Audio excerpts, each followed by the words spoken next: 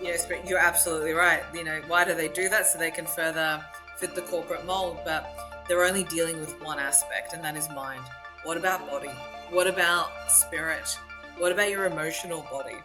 Because some people, or most of us, we have an overcompensatory mental faculty because our emotional body is not allowed to express. Hello, everybody. Gavin Coyle. I'm the Gaffer back again, and I've got a very interesting guest with us this week. Her name is Elinor Moshe, and she's coming all the way from Australia, but she's actually in Australia online as we speak. And I want to talk to you and to her today about the spirituality of business and what that looks like. So before you turn off the screens and shut down all your devices, let's look at how we can take lessons learned from the spirituality side of the world and how does that adapt into the business practice of everyday life.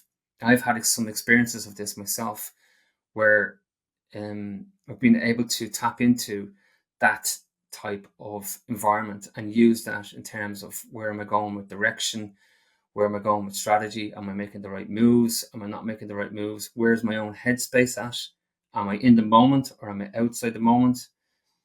Meditation is a big thing, and a lot of people will say that. So, have an open mind with regards to discussion is what I would say to you. And it's 45 minutes. If you take one thing away from today, that's an achievement. But I don't believe that people have talked enough about the spirituality of business and how business can operate very successfully, both as an individual but also as a brand. And Eleanor, I'm delighted to have you on the Gaffer show. We're very interested in how we're going to unpack this. Thank you so much, Kevin. I love bridging these realms, and I love how you just said, don't shut this off, because there is so much that has been distorted with this. And as you know from your own direct experience and with your wife, there are a lot of bad apples in every space. But when we look at any sort of divination practice, which often falls in the spiritual place, in a world which is so rational and empirical evidence dominates, these things are so easily dismissed as mere superstition or entertainment. But people who carry the skepticism, and we are not against skeptics, because skepticism is someone who actually questions something.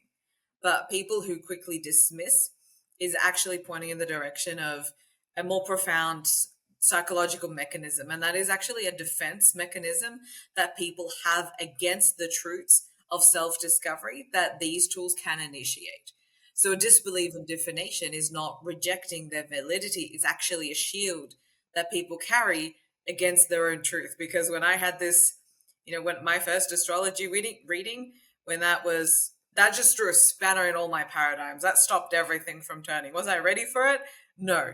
Did it work to my absolute benefit? Absolutely, yes. So, Okay, well, let's unravel the first part of it. Like, who the hell are you? Where did you come from?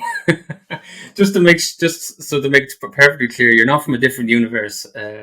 You had a construction background, which is what really intrigued us in terms of, first of all, you were very successful in construction, and then you transferred over to this new business, which we'll get into later on. But give us a sense of a background, Eleanor, of what you were doing in the construction sector and how you trailblazed that in the first instance. I did the time on site, hard boots, and all of that stuff for 8 years, and I realized that this is really not where I want to be. So I was looking. This was 2019, 2020. I was looking for, I really wanted to create the vehicle where I could bring things that I enjoy, because as we know, corporate has its limitations. They say bring your passions to work, but not like that. Not when it directly jars up against their systems and everything. So I founded the Construction Coach, which I was and still am Australia's first construction coach. And I bridged the sphere of personal development with construction, never talking about anything technical, because my own corporate experience, especially towards the latter years, I was seeing through the corporate veil. It's like they sold Yeah. you this, and this is meant to do this, and it's like I'm missing something. So even in 2017, you start with, the Napoleon Hills, the Grant Cardones, the Tony Robbins, and all of that. So Yeah. I had a wonderful 2.5 years of really great success. My podcast hit 150,000 views. I was interviewing people that, by my corporate title, I would never be in conversation with. It was COVID here, so it was in Melbourne, the world's longest lockdown. So there was so much that I couldn't do, but that opened up opportunities online. So my books became a priority. In total, I released four construction, personal, professional development books: Constructing Your Career, Leadership in Construction, Young Gun, and Secrets of the Construction Industry, which is also a world first anthology for the industry, has 30 co-authors from across the world. And things from the outside seem to be going well. And for a while, they really were. And I did do a lot of things that people did not do. I was laughed at for putting out content in the construction sphere that had nothing to do with a building. I was poo pooed on for having a podcast. I had haters immediately as soon as I stuck my head up a little bit. So I experienced both sides of the coin very quickly. And I also got to meet, great people and guide them to the best of my ability to where I was. And yeah, things were going well, but then there was sort of a sharp decline. And it took me 2 years to cotton on to what was happening, because ultimately, and this is where we might get to in the conversation, is I was doing the things. I learned the bro way of marketing. I learned how the world was starting up a business and side hustles, and you name it, the conventional ways. I did that, but the results stopped showing up. I went from over six figures part time to less than four figures full time. And that is a very sharp descent. And I wasn't realizing what was happening, let alone not paying attention to why other areas in my life were also flailing, because I'm not someone who is daft and I'm not of subpar intelligence, we'll put it that way. So I kept on pushing, trying to push things uphill, and things actually got worse because, spoiler alert, the unconscious was running the show. My self-sabotage was running the show. The foundations on which I wanted to build was equivalent to a house on sand. So you start making decisions that are not favorable to you. But on the outside, you look really successful, and I was performing that success so well.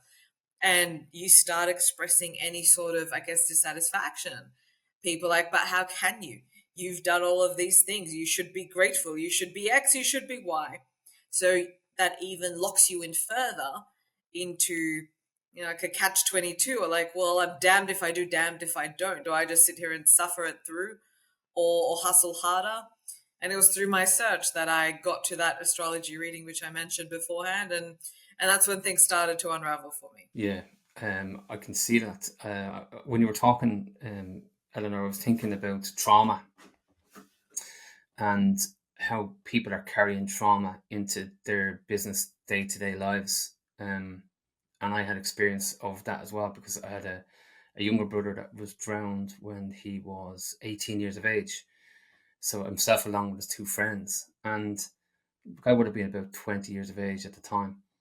And as much as all it is for a sibling, for the mother and father, it's much deeper, obviously.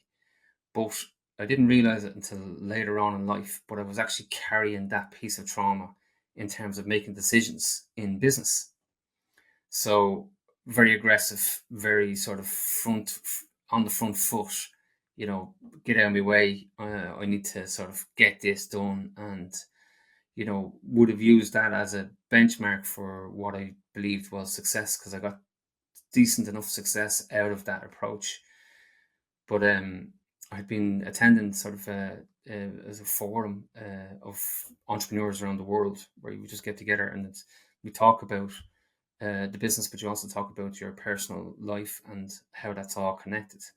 And this came up, funny enough, it's in a safe forum where you have peer to peer learning.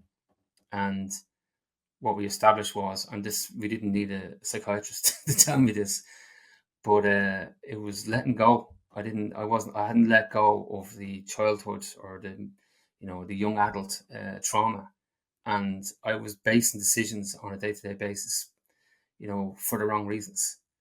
And it wasn't until I unhinged that trauma and said, "Oh no, I need to, that's gone and that's parked. All right, it's still will never leave the memory."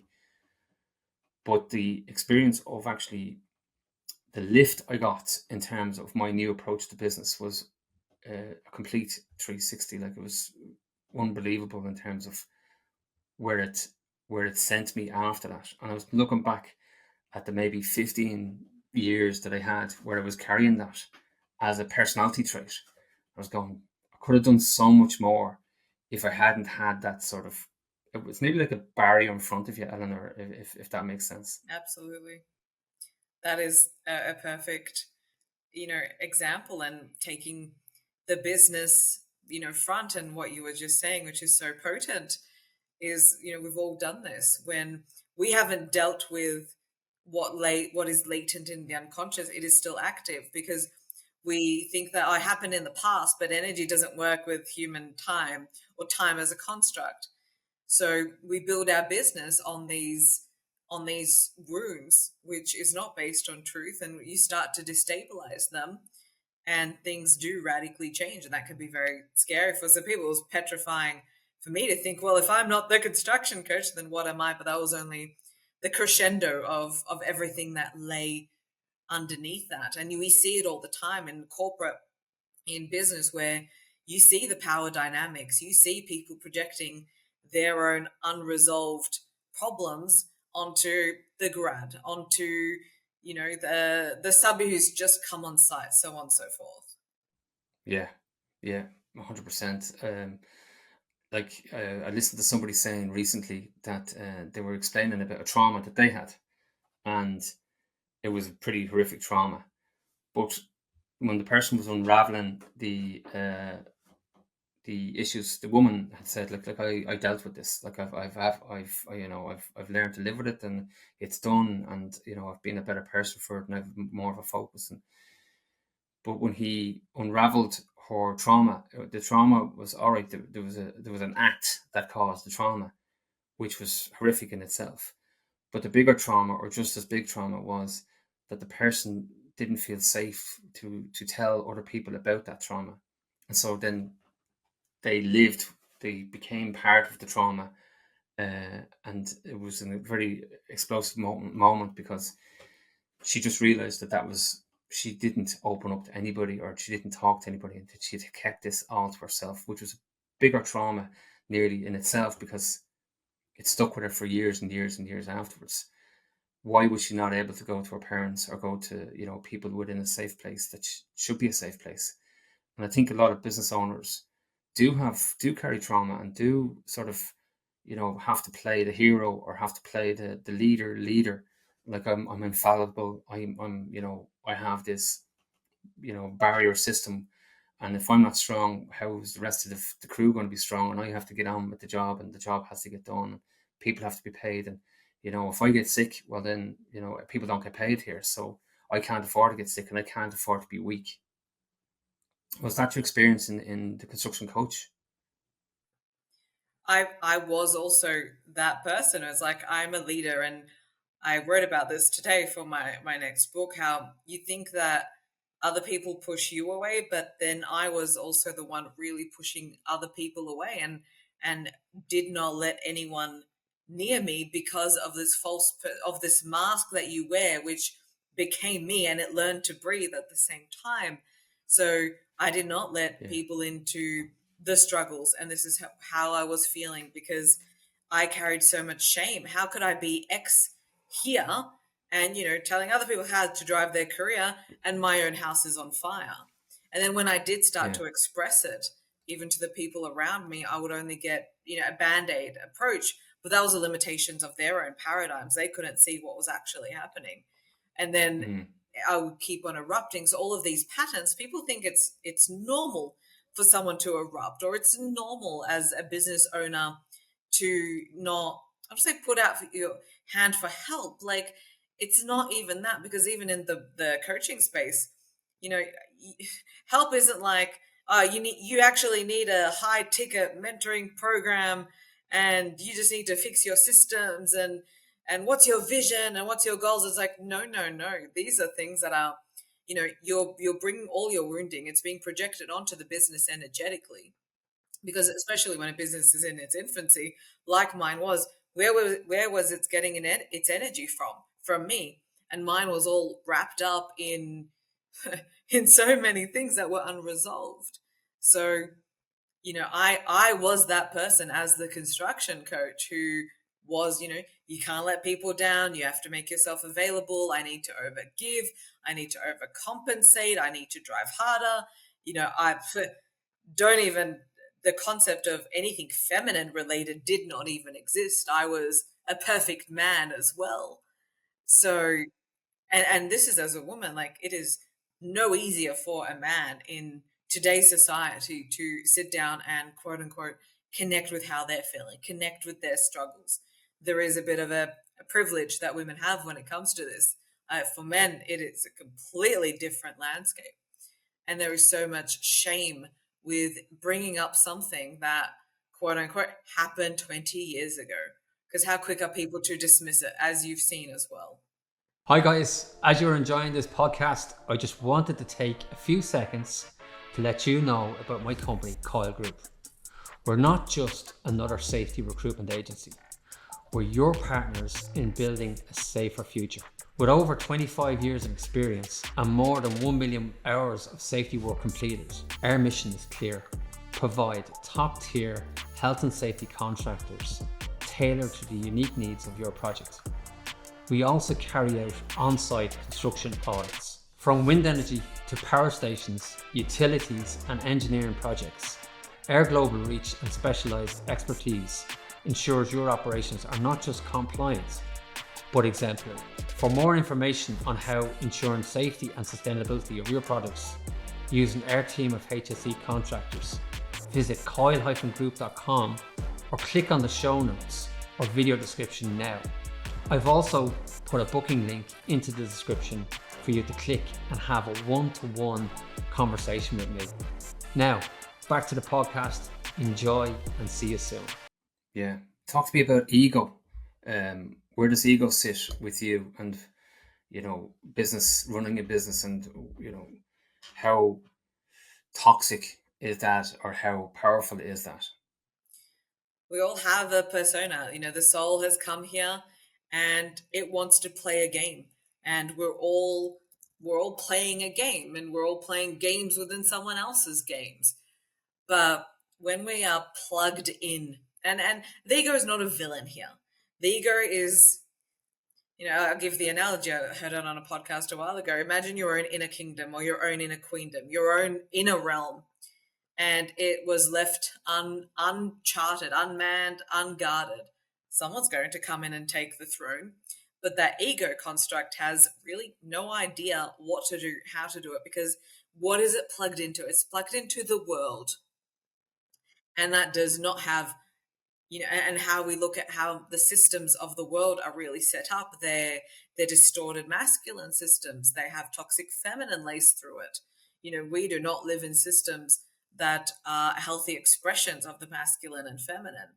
So when the ego is plugged into the world and it is getting its life source from the world, it can't do that. There is no life source provided from the world. It is the part of the self that the system had to build in order to survive in a world that couldn't hold our essence.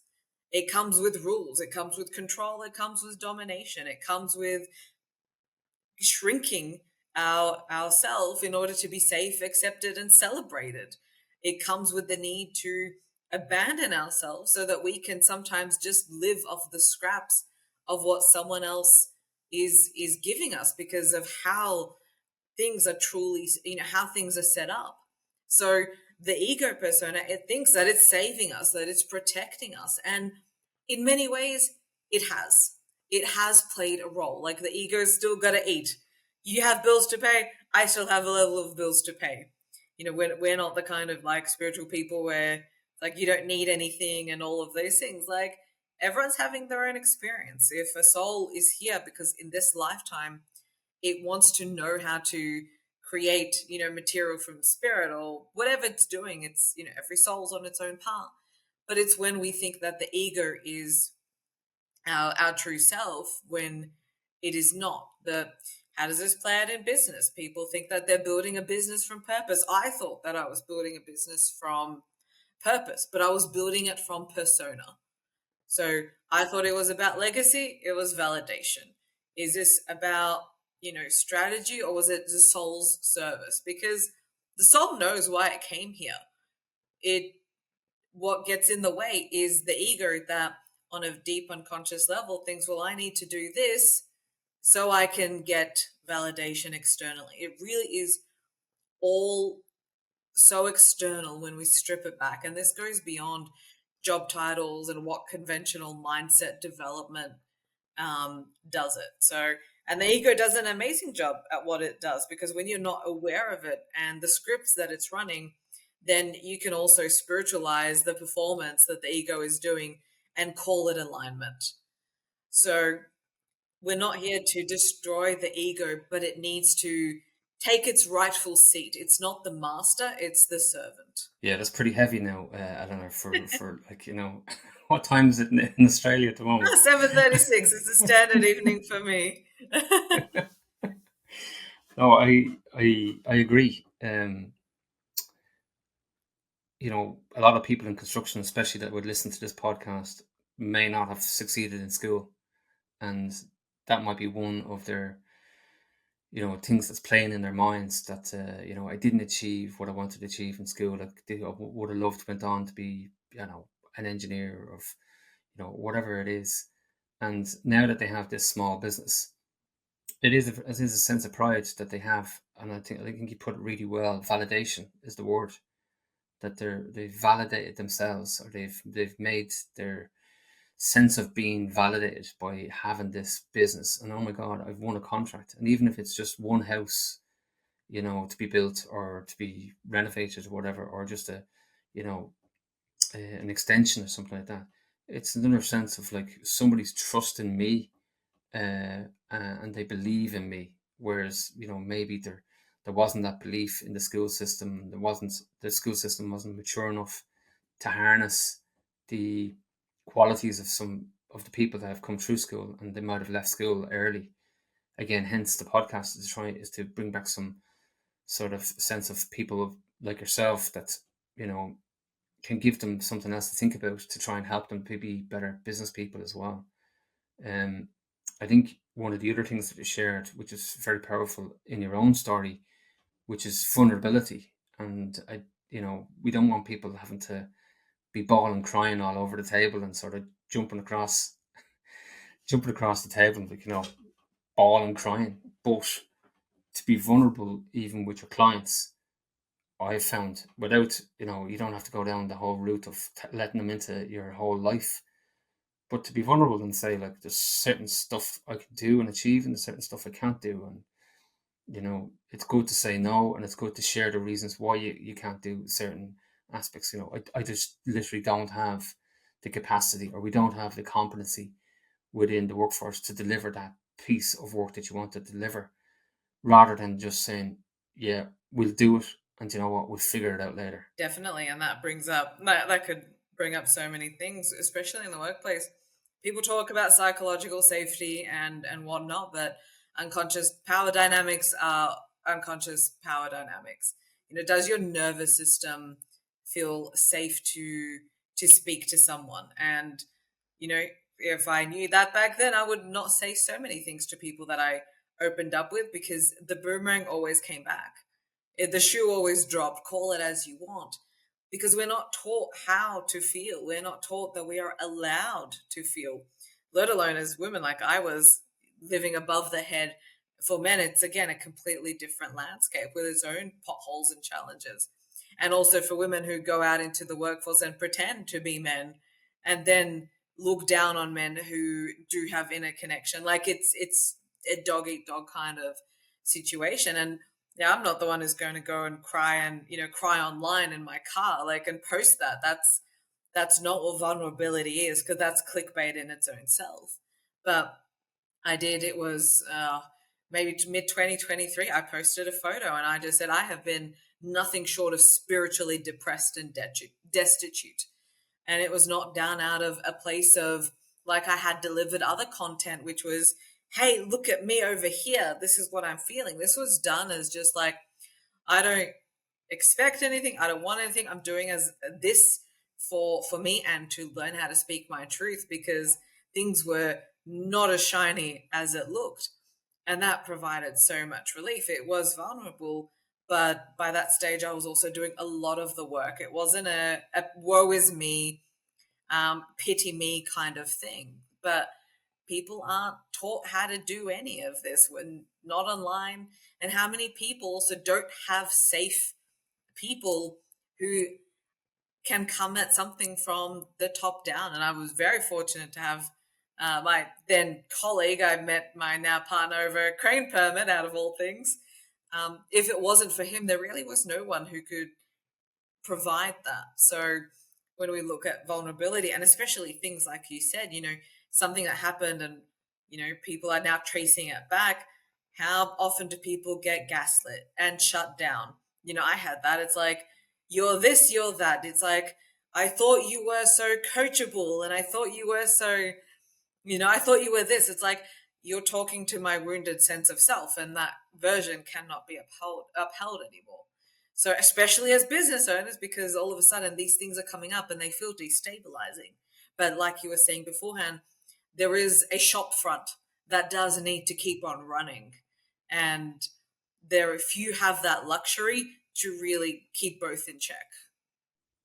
Yeah, and again, a key theme that comes across the podcast here is isolation, and having to work on the business, try and keep your home life going at the same time, trying to bring in more work to keep people in mortgages so that they can pay for the house or the lifestyle that they live. And all of this is all on the shoulders of maybe one person, or if some cases might be a co-founder, but still, it still doesn't matter whether it's a co-founder or an individual. The isolation is still there, and things like substance abuse starts creeping in, because it's a release valve for some of these people to let go at the end of an evening, or whatever else, to go, wow, I've got through that. And through substance abuse, they can sort of bring themselves into a different mindset altogether.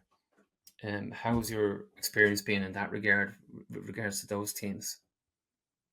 Whether it's whatever the vice, it's its own form of escapism.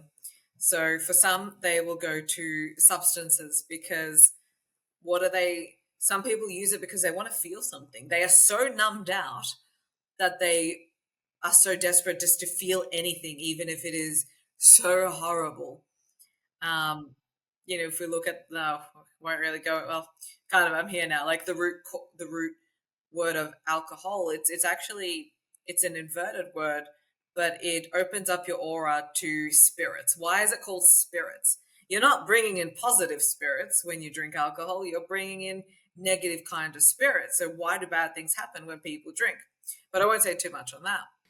But whether it's substances that people are looking for, they're ultimately running away from themselves. They're trying to block out a very deep part of themselves. A vice is Yeah. even over traveling.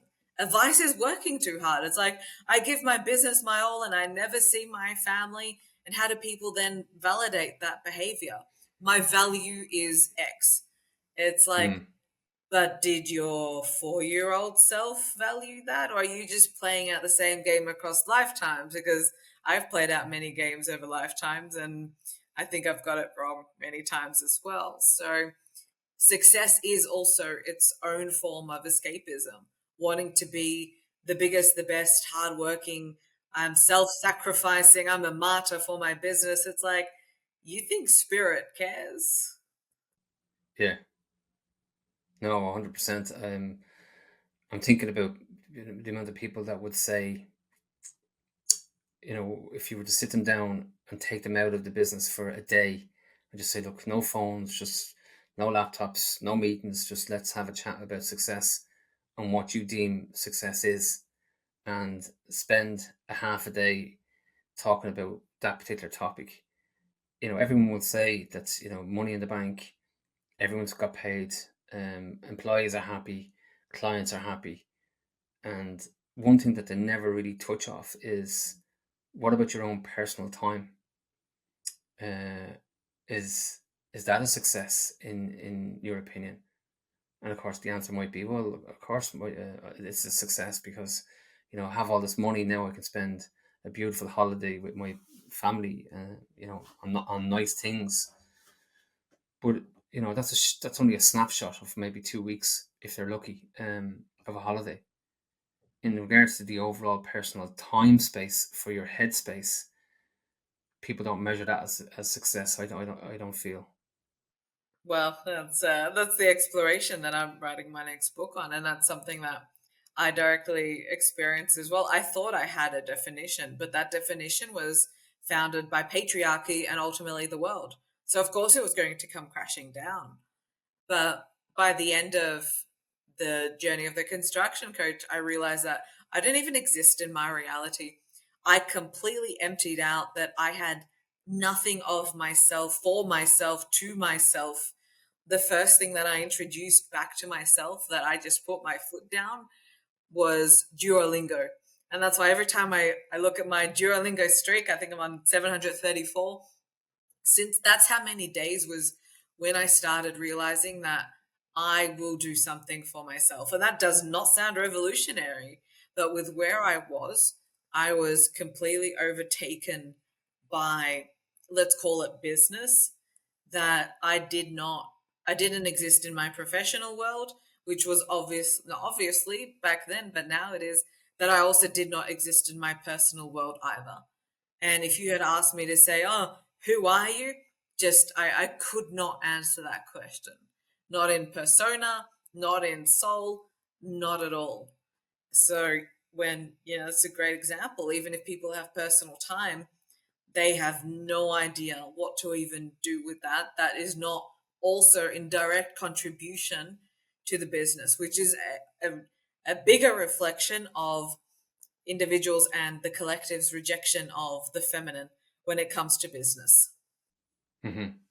Like you do see large corporates, in fairness to them, that they are embracing this time model in terms of how do we give headspace to our executive team, if you like, in order to make better decisions, so that they're not clouded by a load of information and data, such to the point that they're paralyzed in making the right or making an informed decision. And of course, they bring in, you see, even in the large corporates, that personal mentors, it was a big thing in the last couple of years, that they would bring in an executive coach to work with these people, which is all very good and fine if you have all the resources to do that. But again, there's a model behind that. They're not doing it for nothing. They want to institutionalize these people into sort of the model of the corporate world that they're living in, so that they don't leave the workplace, and that they become enshrined into the institution. But that's not what we're talking about here.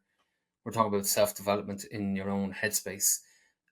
Talk to me about you know tools and things that people could do today, maybe taken away from the podcast, simple things that a business owner could look at or look to do in order to adopt a more spiritual approach within their business.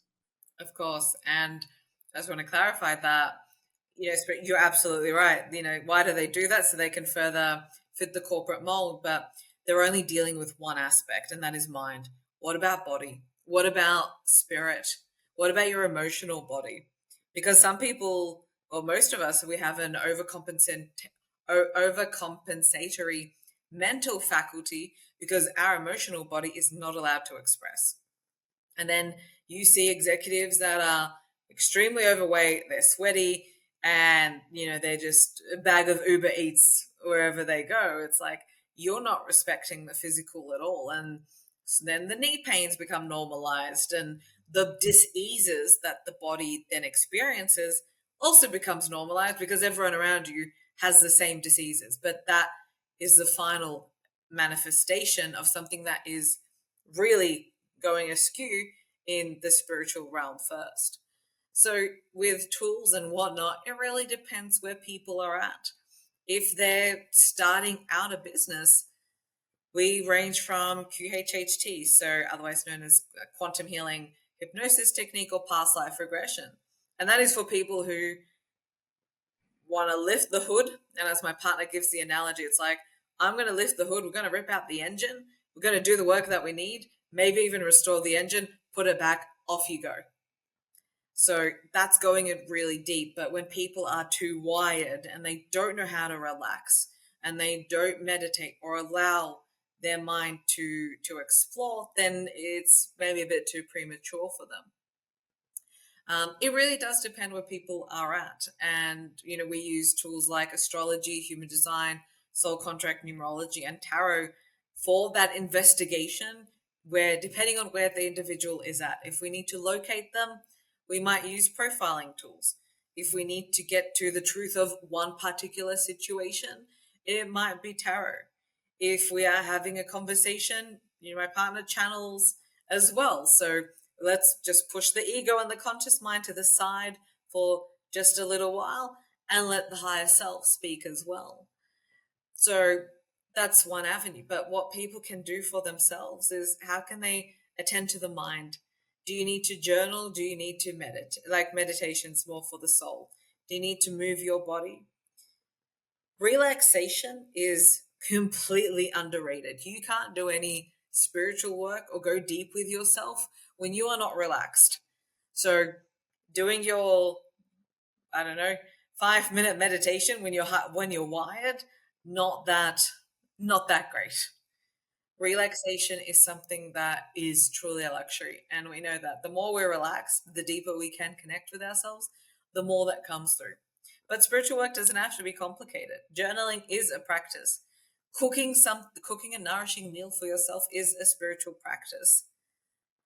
Doing something that you've always wanted for yourself is a spiritual practice. Having a reading, a clearing is a spiritual practice.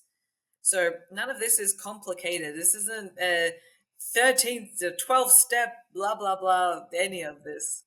It really isn't. I'm probably going to get shot for this, but like, you do see a lot of female interaction in this space as opposed to male interaction, where the male has still got the barriers up and kind of like, no, I'm not going to go near that stuff. And old school sort of, can't change the mind. And men by default are stubborn in nature, a lot of them. But do you see that yourself in terms of the practice? Do you see more female than male? My partner and I were talking about this on our walk, and he's, well, yes. Like, women inherently, more intuitive, more nurturing, have a bit more access to this.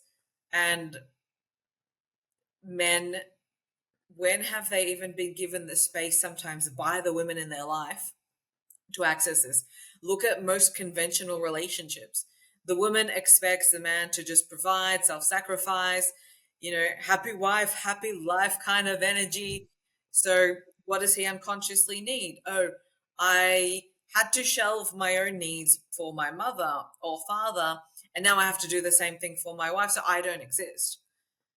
There's a great book by Warren Farrell. My partner had me read it early on in our exploration. It's called The Boy Crisis, and it really talks to the landscape that men experience in so many dimensions in this world that simply make it even more challenging to go and have a chakra healing.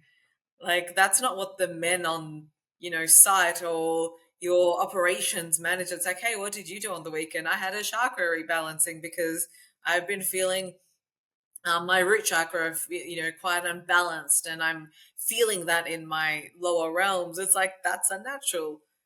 But why is that unnatural? It shouldn't be, because it has been taken so far out of our conscious awareness, stamped on, rolled in the mud, and then we collectively laugh at it. But these are the things that we are allowed to get assistance for our energetic body. And yes, it is more common to see women in this space. And also the men that sometimes go into this space, they forget how to ground it back into the professional world which they came from. They're not providing the bridge for other men. Nor do men need fixing. And it's not just about going into a, men's spiritual development boot camp and yelling things and connecting with your warrior energy. Like, even in that landscape, there's so many pitfalls. So it is challenging for both in different ways in this space as well. But I will say, like, as you mentioned earlier on, my wife practices as a medium and a psychic, and he does the healing, and so I totally get this space. And I don't know how many times I would have said I wasn't sure about making the decision, and you sit down and do a reading with herself, and as I said to you before, 10 times out of 10 exactly what I'm told is exactly the right answer. And like, you're just going to yourself, wow, in terms of business and being able to sort of be very um, affirmative in making a decision, such a powerful tool. Now that's just one aspect of it. There is the other aspect that when you talk about the healing side of things, and you know removing some stresses out of the body. Some people go to acupuncture, which is fine. Some people like to go to hot yoga, and which is perfectly fine as well, or any type of yoga. Meditation is obviously great as well, but the healing is so powerful. It's like it's very hard to describe to people. Maybe if you want to give your version of how a person would feel after healing. Oof. It's that's a great question. I I don't think I haven't actually answered that question. It does depend on the practitioner where you're at. Sometimes you go to something and you don't feel anything, and nothing even shows up in 3 months. It maybe didn't land, maybe it was marginal, and it's not actually reaching the surface. So the deeper that you go, and that's why I model like QHHT, for example, you start shifting the tectonic plates underneath the ocean, but you do feel that ripple effect over time. But you start feeling ultimately a sense of peace. And when we lift the hood on so many people, do you think when we open the hood, like the heart really wants that something that the world told you to have? No. The heart is seeking its connection back to divine love and peace. From that state within, anything that you do in the world is not, I don't say not a big deal, but you create that inner peace. Let whatever the world needs to do around you, you remain unmoved. But people start feeling more like themselves. Things that they used to struggle with tremendously or would afflict them all of a sudden disappear. It could be patterns of anger, patterns of self-talk. They see the world in different light. But the thing is, they see that I guess is more permanent because the energy has been shifted. So you start feeling more like yourself. And but this goes beyond the mind. I want to emphasize that because mindset coach will say that I do the same thing. It's like we sit here, we can't talk therapy our way out of this. There's limitations to that. Yeah, my understanding is that for the healing, like your spirit guides are brought into the room and they identify with.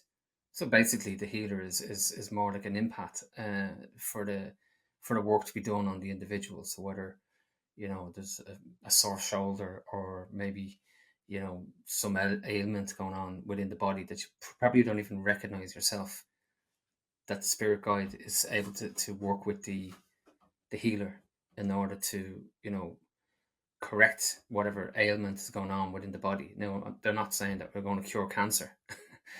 You know what I mean? They can, but like that's another. I think that's a podcast for somebody else that has more intelligence than me to be able to clarify that. But It's more working like what you're like, and totally, but it's simply working with entities or parts of yourself that aren't here. Whether it's spirit guide or higher self, all healing is self healing. And when you are experiencing any of that, who are you working with? You're working with parts of yourself that aren't incarnate on this dimension. So things like you said, like making decisions.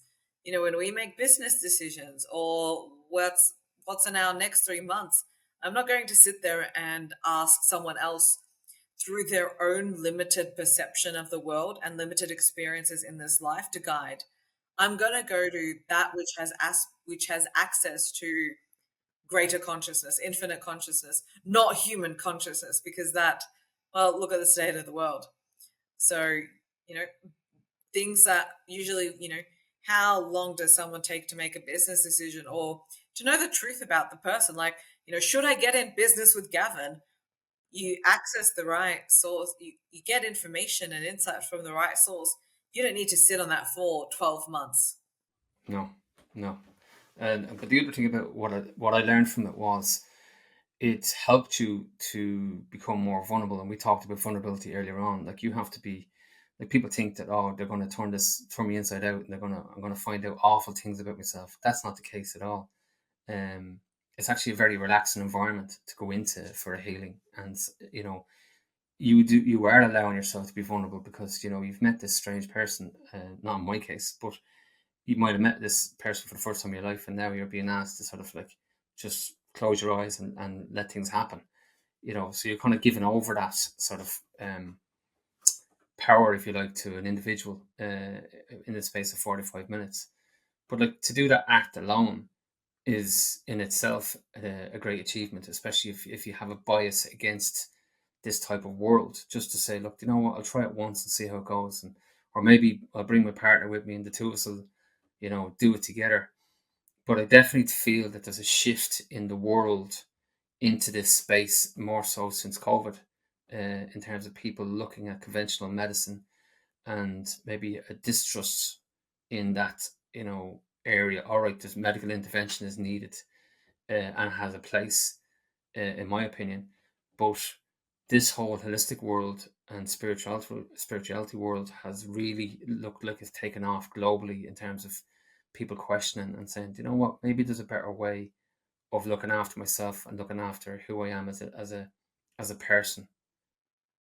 Absolutely. And look, someone broke a leg or, an accident happened on site. We're not going to sit there and meditate and pull out the cards, right? Like you gotta call for help. But when we are looking at things that simply do not work for us in the physical, for some people, how come they start a business, they get a good run, and it crashes down? Or with relationships, you know, great relationship, back with a toxic ex. Workplaces, really good boss turns toxic, person quits, cycle repeats. So these problems seem quite simple on the 3D plane, but a pattern is as pattern does, it repeats. And when people exhaust the conventional methods, they have truly tried and they've done the things, and they're realizing that there are limitations to the conventional systems. There is something outside of that. That's when they start to unravel into this world, and they're realizing how much truth is on offer, how much power is on offer, and how much of ourselves we are able to reclaim and restore when we are, like in construction, working with the right tool for the right job. If you need a light duty clean of your place because things are good for you, then that's amazing. Like, the well done, more power to you. There are some incredible people who've done wonderful things, and they just need a light tidy up. But when things aren't working and you need to, you need to bomb the place, it's like chakra clearing ain't gonna do shit for me. So yeah, and you are right. There is such a growing trend to this. It also, like the coaching industry, has a lot of pitfalls, has a lot of things that people have bad experiences too, and that's it. They're done. So there is still a lot of education in this space. There is, you know, we lift the hood on practitioners as well sometimes, and it's like you should not be a practitioner. I'm not saying this out of judgment, but there is a responsibility when you're working in the energetic field. You need to stay clean because there's all these sorts of things where people, have great experiences, they have bad experiences, but as long as they keep on having experiences, um, you will get closer and closer to your truth, and that does start to reflect. So you asked me the question, like, how does healing feel? You do enough of it over time, and you actually realize how magical the universe is. That would be my answer to the previous question as well. Brilliant. Tell me this, before we wrap up, a couple of curveball questions at you then. Knowing what you know now, Elinor, what would you do different? In one sense, it couldn't have played out any differently. But to have found spirit earlier, to have connected with soul earlier, it couldn't have happened in this lifetime earlier. It was also, there's both free will, there is both forces that we don't know at play. But if I had to do anything earlier, I would really be looking for the right tool at the right job to go as deep as possible, as early as possible. because when too much sits outside of our conscious awareness, we're just going in beyond blind. So I would seek to plug into spirit first and not the world. Yeah, no, I get that. And especially with construction industry and the epidemic of mental health and suicide, especially, I think it has a place. We had a previous guest on recently who brought a barber on site, and the barber was there to talk to the guys. So anyone that was on the building site that wanted a free haircut could sit in the chair and have a chat, which is great for the mindset. But we're talking about spiritual here. There's a spiritual element that needs to be tapped into, and I think it's an untapped model, if you like, to try and help, and it could help this particular area. Elinor, we're going to run out of time, but I want to really thank you for your time and for your spirituality and your guidance and your passion for where you're at. What does the future hold for yourself, and where can people contact you? Two types of questions, just to wrap up, if you don't mind. Of course, I'm Elinor Moshe on LinkedIn, at Elinor Moshe on Instagram. Our podcast is Resonant Truth, website truthofyou.com.au, and where we will be mapping out the dimensions and being able to do the deepest energetic work in some of the most profound way. We want to stick our hand into the deepest parts of you and bring them forth and bring soul back to body. I know that sounds like a bit of a word salad, but how things are opening up and the depth to which we're working to, where other people are not practicing this and bringing it to other people, is where we want to sit. So lots of happening as we're our first clients. We've shaken up a lot in the last few weeks. So we're both very excited to see how this unravels for ourselves too. Very good. And of course, it doesn't have to be in the physical. You can be anywhere in the world and go online and yes, So I think that's important to say as well. Of This course. doesn't have to be done in indoors, if you like, No, not at in the all. physical. Nope. Elinor, It's quantum energy for a reason. You can be anywhere. Good question. You're well done, though, and I really appreciate you taking the time to join us and share that with us. We'll put the links to all of those connections in the show notes for anybody who wants to contact you. I think definitely for anyone that wants us to look at something different, or maybe you're struggling with making a decision, whether that's an employee or whether that's, whether you should take on a contract. This is another curveball, but it won't be a curveball, in the next generation, or maybe even in the next 10 years. This will become something that people will use as a tool to benefit themselves and benefit their company. And if you took anything away from today, have a bit of vulnerability and at least try it and see how you get on. And if it doesn't work for you, it doesn't work for you. But if it does, now you found another tool to help you be a success. And Elinor, we really appreciate you sharing that with us. Thank you for the co-creation, the wonderful foray into a beautiful realm. Thank you, Gavin. All right, take care. Have a great day. Hello, Gaffers. Hope you're enjoying the podcast. We love every one of the guests that we have, but in order to bring on more great guests, we'd love to build the channel with you. So hit the subscribe, hit the like button, and let's create a really great community where we bring in better and better guests for you to deliver great content and great pieces of information that you can take back into your business.